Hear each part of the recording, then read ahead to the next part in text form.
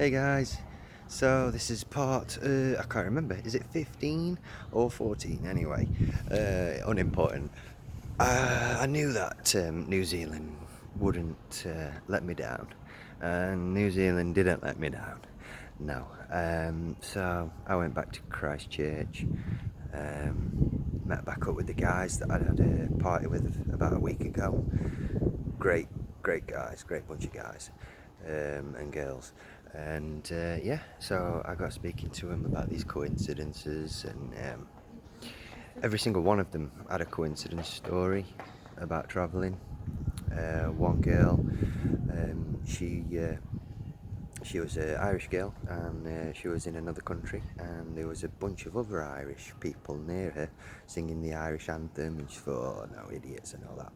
And this girl kept sort of staring over at her while she was talking to the barman. Anyway, eventually the girl came over, and she says, oh, I'm sorry that we were singing, the national anthem and everything and making ourselves look idiots. Turns out they used to play with each other as kids in another country, met up, another coincidence. Few other guys had other coincidences as well. It's hard to remember because that much and that many different stories came out tonight. With probably about 5 or 6 different coincidence stories through travelling. I'd also like to take you back the day before as well, when I was at Rotorua. When I was at Rotorua, I went and sat on this bench next to this man, and he was telling me that he'd split up with his partner and they'd been together for 20 years, like myself, and he'd got 5 kids, and his daughter loved him so much and everything, and he worked all his life. He'd sort of paid for half an house and everything, and he'd left the house. He gave the house to the ex, but he says it didn't matter. It doesn't matter. Or his kids came back to him anyway. They loved him because he's the dad. And anyway, the moral of the story is this guy was a homeless guy. He'd given up everything so that his kids could have everything, and he was too old to sort of start getting another job and everything.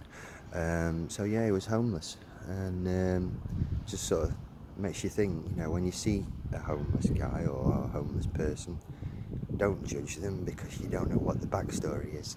This guy had given up everything that he'd worked for all his life, so that his kids could have a better life. And his ex was still living in there. He's still got a 13-year-old. So don't judge. Yeah, that's the moral of that story. But back to the travelling blog.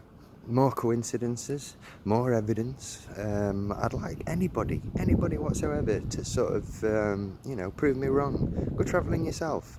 See if you experience any coincidences. See if any sort of travel magic, as the guys called it tonight, happens for you. That's it. So I'm now heading to Sydney. I'm just at the airport at Christchurch. So I've got a couple of days at Sydney. Hopefully that should bring in a few more coincidences, and I can finalise the last of the travelling videos. Alright, speak to you soon. Bye.